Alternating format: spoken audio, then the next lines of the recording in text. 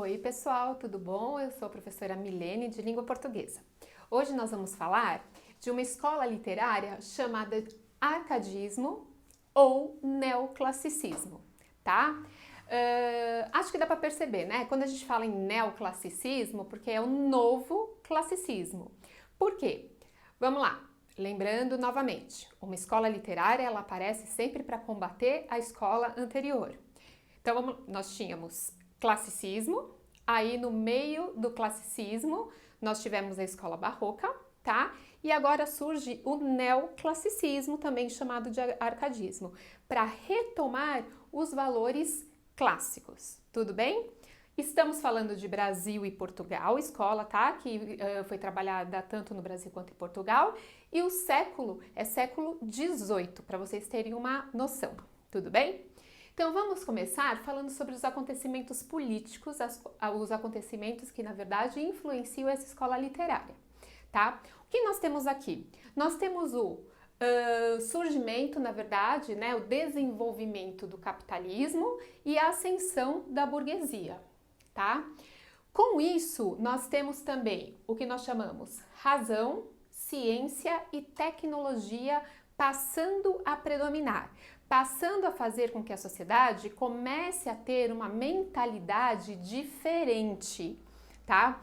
Tanto que esse período foi muito marcado, e eu acho que vocês já escutaram bastante isso na aula de história, que na França existiu o chamado iluminismo. Então, tudo isso com a ideia de progresso, tá? Então, no iluminismo, nós temos a intenção de organizar racionalmente a sociedade, tá? Inclusive, dar direito de participação política para essa sociedade.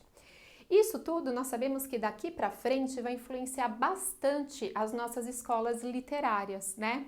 Porque se antes não existiam explicações racionais, né? E sim utilizavam o que? Mais a mitológica, isso vai começar a modificar.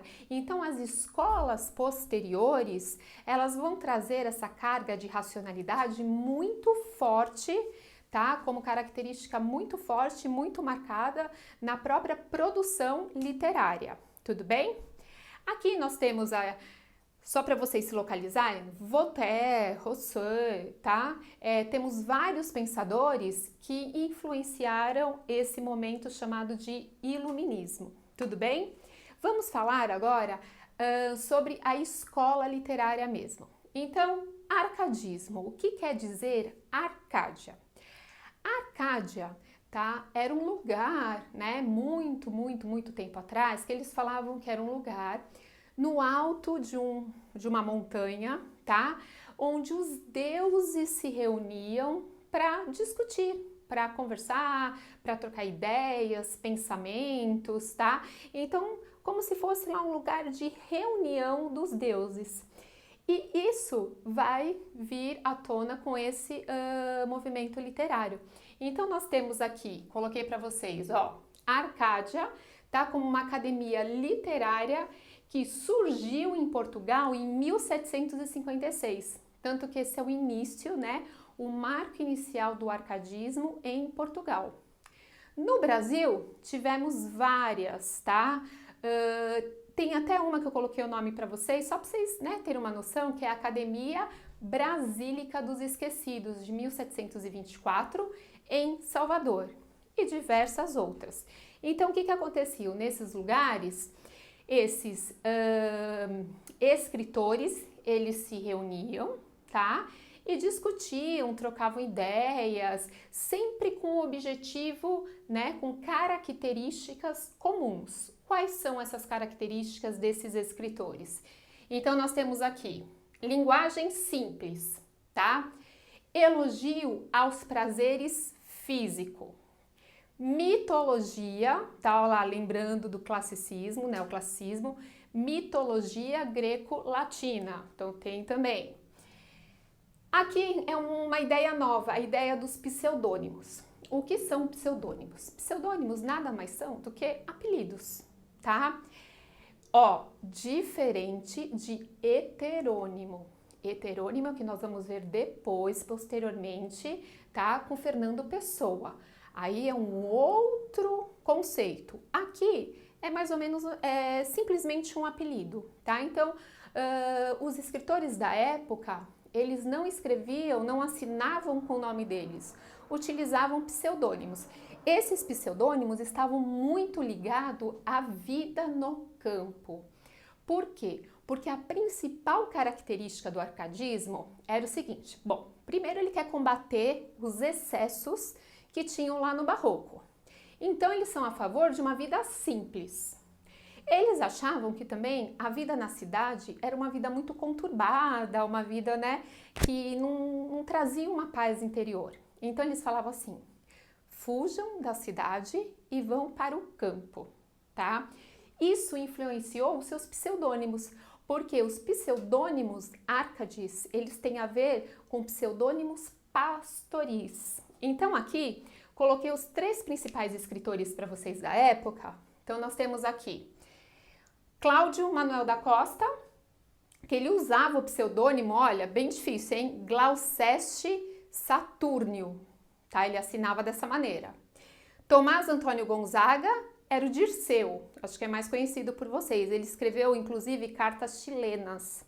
É importante a gente retomar que tanto Cláudio Manuel da Costa quanto Tomás Antônio Gonzaga são escritores brasileiros, tá?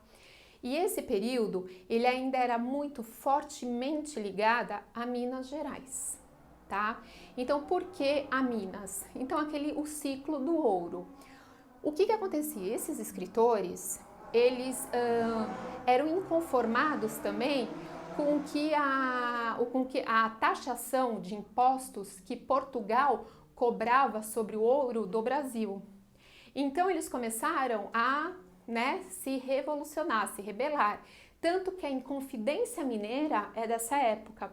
E esses 2 principais escritores foram escritores inconfidentes, tá? Então eles foram presos, que nem o Tomás Antônio Gonzaga, ele fica um tempo preso, tá? Tanto que ele muda um pouquinho, ele começa assim, a partir do momento que ele é preso, ele começa a escrever não com essa tranquilidade do campo, com essa simplicidade, ele começa a trabalhar com uma ideia mais nebulosa, algo assim mais sentimental, que vai dar um pezinho para o próximo movimento literário, que é o romantismo, tá? Então ele vai começar a dar elementos para esse outro movimento que surge logo na sequência, tudo bem? Então, voltando, são 2 inconfidentes que utilizavam pseudônimos pastoris, tá? Outra coisa de Tomás Antônio Gonzaga é que ele usa muito o pseudônimo Marília. Marília, tanto que tem Marília de Dirceu, tá? Marília era a mulher que ele amou, que era Maria Doroteia. Então ele usava até um pseudônimo para essa mulher que ele amava. Tudo bem? E nós tivemos também o Bocage. O Bocage já é poeta português, que utilizava, o pseudônimo de Eumano Sadino. Tudo bem? Então, o que existiam nesses textos Árcades? Então, tinha sempre a ideia da natureza, desse refúgio no campo, da saída daquele tumulto da cidade, a busca pela simplicidade, porque o que eles chamam de bucolismo e pastoralismo, com aquela retomada dos ideais clássicos. Até aqui tudo bem? Então tirem um print da tela. Bom, então continuando, tá? O que é importante também aqui nessa época do arcadismo é a composição, uma composição poética chamada de lira, tá? Então sempre assim, a maioria das vezes você vai lá ver o do Cláudio Manuel da Costa, lira, tal, e tem o número da lira. O que é a lira? Lira é uma composição poética com estrofação, né, o número de estrofes irregulares e uma fluente musicalidade, tudo bem? Então ela não tem estrofes definidas, ela tem essa musicalidade e no final de cada estrofe é utilizado um refrão. Isso é uma composição poética muito marcante aqui do arcadismo, tá?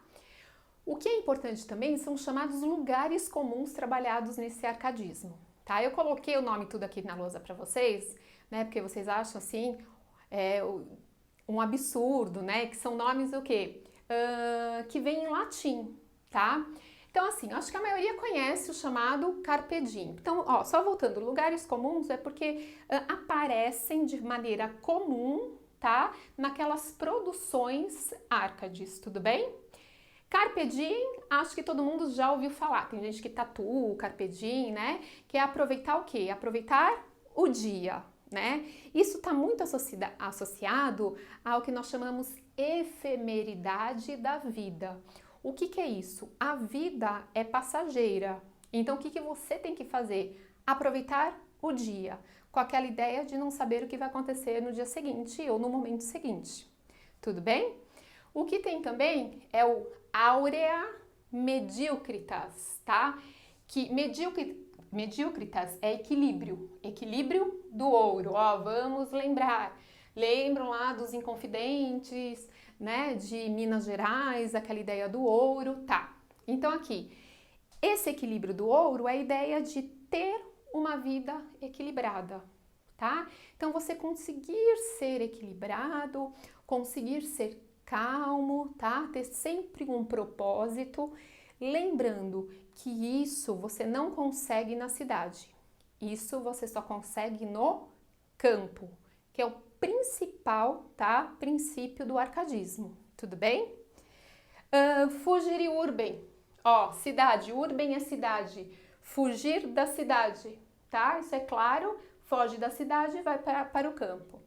E locus amenos, então o campo é um lugar ameno, tranquilo, lá que você consegue o seu equilíbrio, tudo bem? Então esses lugares comuns, né, pode ser que os exercícios peçam para você identificar cada um deles. Então é importante que vocês saibam cada um desses conceitos, tá?